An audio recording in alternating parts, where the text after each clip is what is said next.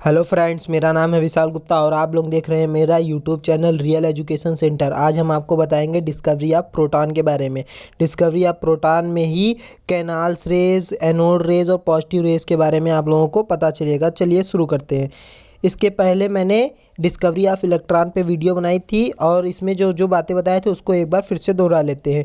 इसकी जब खोज हुई थी उसके पहले ही हम लोगों को पता चल गया था कि एटम क्या है और चार्ज दो प्रकार के होते हैं, positive negative. Positive negative charge एक दूसरे के तरह कैसे बिहेव करते हैं ये पता था। चार्ज जो है वो मैग्नेटिक फील्ड में कैसे बिहेव करते हैं ये पता था। चलिए शुरू करते हैं। तो इलेक्ट्रॉन की जब खोज हुई थी तो उसमें जे थॉमसन ने एक डिस्चार्ज ट्यूब ली थी जो सिलेंड्रिकल ग्लास की थी। ओके, सिलेंड्रिकल आकार में ग्लास की बनी हुई थी। इसमें दो मेटालिक रॉड लिए गए थे और इन दोनों रॉड को एक हाई वोल्टेज बैटरी से कनेक्ट किया गया था। इस बैटरी में जो पॉजिटिव टर्मिनल जिस रॉड से कनेक्ट किया गया था उसको एनोड कहा गया था और निगेटिव टर्मिनल जिससे कनेक्ट किया गया था उसको कैथोड कहा गया था। और इसमें जब वोल्टेज ऑन किया जाता था तो कैथोड से जो है निगेटिव रेज निकलती थी जो जाकर यहाँ एनोड से एक फाइन होल किया गया था जिसके पीछे यहाँ पर कोटेड की गई थी जिंक सल्फाइड। इसकी कोटिंग की गई थी जिससे जाके स्ट्राइक करता था तो ये ग्लो होता था। फिर इसकी प्रॉपर्टी पता की गई थी।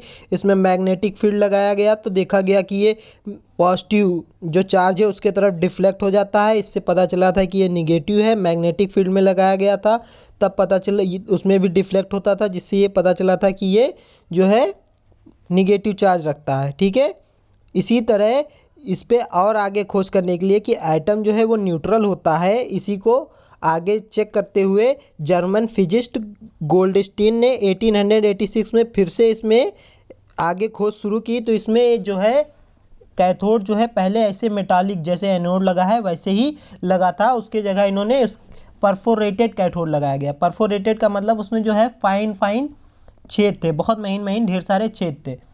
उसके पीछे एनोड के अपोजिट और कैथोड के पीछे यहाँ पे जिंक सल्फाइड का ZnS का कोटिंग किया गया जिससे अगर कोई रेज पॉजिटिव निकल रही होगी तो इससे फाइन होल से जाकर यहाँ पे स्ट्राइक करेगी और ये ग्लो होगा।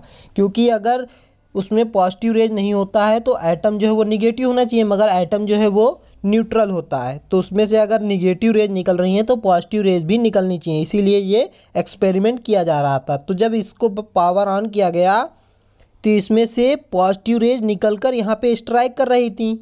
यहाँ से कोई चीज़ जब निगेटिव रेज कैथोड रेज जब जाकर एनोड पे टकरा रही थी उसी वक्त एनोड से भी कुछ रेज निकलकर देखा गया कि इधर कैथोड के पीछे आ रही हैं। अब ये कौन सी रेज थी, इन्हीं रेजों को आगे स्टडी किया गया और इनका जो फीचर है पार्ट प्रॉपर्टीज इसके बारे में बताया गया।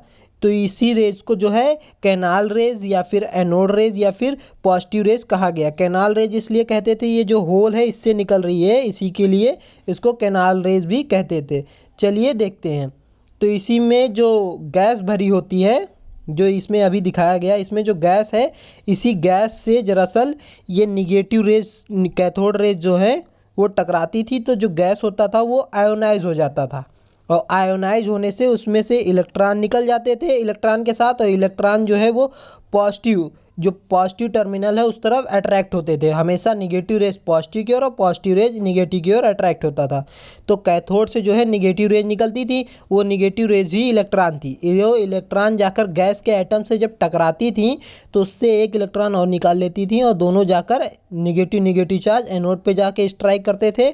और जो गैसियस एटम है उसमें से एक निगेटिव चार्ज निकल जाने के बाद वो पॉजिटिव हो जाता था और पॉजिटिव चार्ज हमेशा निगेटिव की ओर यानी कि कैथोड की ओर अट्रैक्ट होता। तो वही गैसियस एटम जो थे वो जाकर इधर स्ट्राइक करते थे कैथोड के पीछे ये जिंक सल्फाइड की स्क्रीन पर जिससे ग्लो होता था।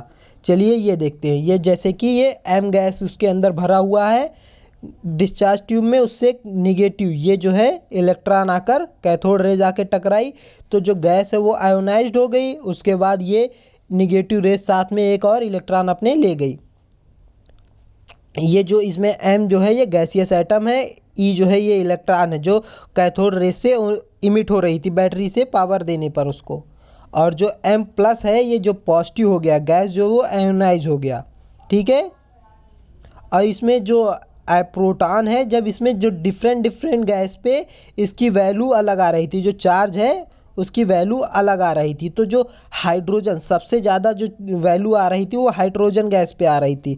हाइड्रोजन गैस को जब उसमें फिल किया गया तो जब कैथोड रेज उससे टकराई तो जो कैथोड रेज तो वहाँ एनोड की ओर चली गई और जो कैथोड की तरफ जो H+ आयोनाइज गैस आया इसी को प्रोटॉन कहा गया।